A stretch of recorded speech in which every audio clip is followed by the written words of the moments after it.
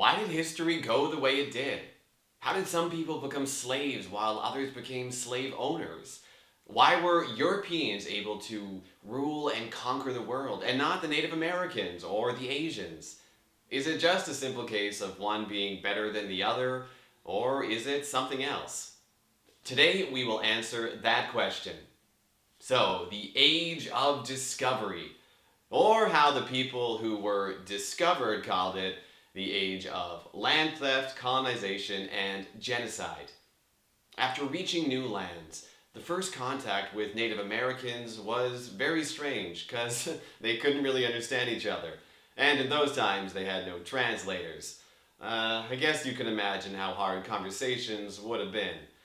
It was probably for the best, though, considering how awkward a conversation it would have been if they actually could. The Europeans also brought a lot of stuff the Native Americans had never seen before, but they would never enjoy these because the Europeans came with one intention: take over the land to make their home countries rich. Now, in those times, people often had no problem with what we now consider war crimes, as it gave them a profit, so they didn't really care about the Native Americans. Now, focusing on Columbus and the discovery of the American continent, there is something that most people don't know. Diseases were actually the main reason for the native population to die. More died from diseases than from the weapons that Europeans brought with them. Although Europeans had a technological advantage that definitely helped them conquer the lands. But there is more to how the Europeans could conquer America, and not the other way around. The Native Americans missed one thing, which you may think didn't matter much, but in fact made a big difference for so many reasons. The answer to that question is they didn't have horses in America.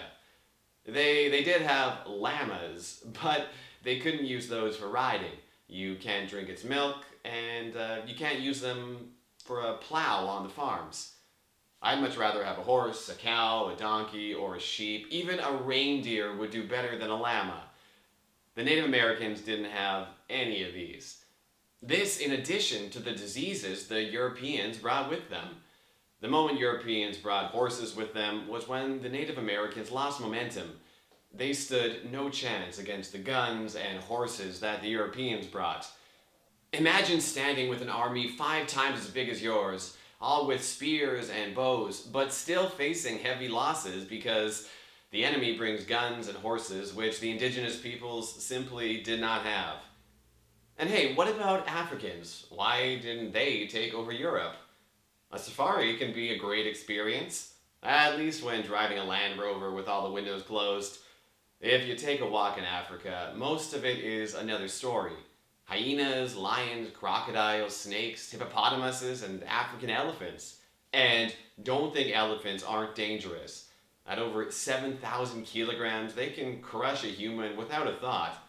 Even these days, elephants kill more than 500 people each year, which is a lot considering Africa is getting more urbanized each year. Now, it is way easier making weapons and farming when there are no deadly animals around all the time. But one animal has to be the most deadly. The mosquito was by far the most deadly animal in Africa, and it still is. Malaria made the world so much more difficult in Africa, both for the locals and for the people trying to conquer it. This was probably also why Europeans were more interested in the American continent at first. The reason many sit here and watch these videos today is because their ancestors had sex and reproduced before reality hit them. A lot of them were not so lucky. Imagine being an Incan living around 400 years ago. You're just helping your tribe out with their daily tasks when suddenly apocalypse hits. Everyone is either dead or deadly sick, and even the king can't be saved. This then results in a civil war, which took the life of even more of the remaining healthy population. And just when you think it's all over, you see some people wearing strange clothing on top of the hill. Conquering the remaining population wasn't that hard for the Europeans, in most cases because the Africans were already weakened badly by their own environment. If you enjoyed this video so far, please consider leaving a like and subscribe so you don't miss our next video. Now, every country has its own story. Let's go all the way east now, where 1,000 years ago, the first people found New Zealand. Most of them said, wow, this looks dope, let's stay here. While some others didn't think they were isolated enough, so decided to go even further away.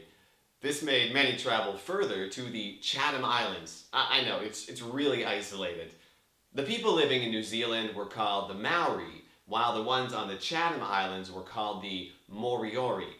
The Maoris' territory was bigger and had more resources, which made them develop farms that brought enough food, which sustained all the craftsmen, soldiers, and chiefs. Basically, they created some kind of political system, while the Moriori stuck with the basics without a means to evolve. They learned to get along with each other on their small island, and just didn't believe as conflict as a concept. Centuries went by without any contact between the Maori and the Moriori, until one day in 1835, when Australian sailors brought news to the Maori about the Moriori living peacefully without weapons. As a result, the Maori were hyped. They said, no weapons, sweet, we gotta take advantage of that. When the Australians left again, the Maori started working. The Maori invested in ships to sail to the Moriori. When they arrived, the Moriori told them they were welcome and that they didn't want any conflict. The Maori had other plans though, and slaughtered them. Some were even taken as slaves. No peaceful end for those peace-loving people. But all this still doesn't show why Europe pulled the chains. Where was Asia? Well, they failed. There was no internet back in those days, but if you would go back 1,000 years, Asia was the number one. Europe had to be happy with number two. Since the fall of the Roman Empire, Europe entered the Dark Ages, while Asia became the most prosperous continent on Earth. So, what happened? China had two large rivers connected to canals. It had no geographical barriers, which meant lots of people, lots of food, and easy and safe transport. Because of this, China was way more unified. Now, let's take a look at Europe. Europe had lots of mountains, islands, and different countries. No leader has ever been able to unite Europe. The Romans never controlled more than half of Europe. Napoleon tried and failed without coming close. China had unity. Europe had wars. Decades before Columbus, the Chinese fleet dominated the surrounding oceans, until one day the emperor decided to spend less on discovery. In those days when the emperor said no, everyone listened. Even considering questioning the emperor would be seen as madness. In Europe, for Columbus, it did not go easily as well. He talked with many countries about going west, but they didn't want to take the risk or invest in such uncertain things. In those years, many still believed the earth was flat, and they were scared of losing their investment. Finally, he found someone in Spain, and we all know what happened next. Columbus sailed west and found America. At first, they thought they were in India, which is why they called the Native Americans Indians. Only later they found out it was a whole new continent. When other Western European nations found out about the potential riches, the other European countries were quick to follow in search of new land. So hey guys, thanks for watching. I really enjoyed making this, and if you enjoyed watching it, please consider leaving a like and subscribe.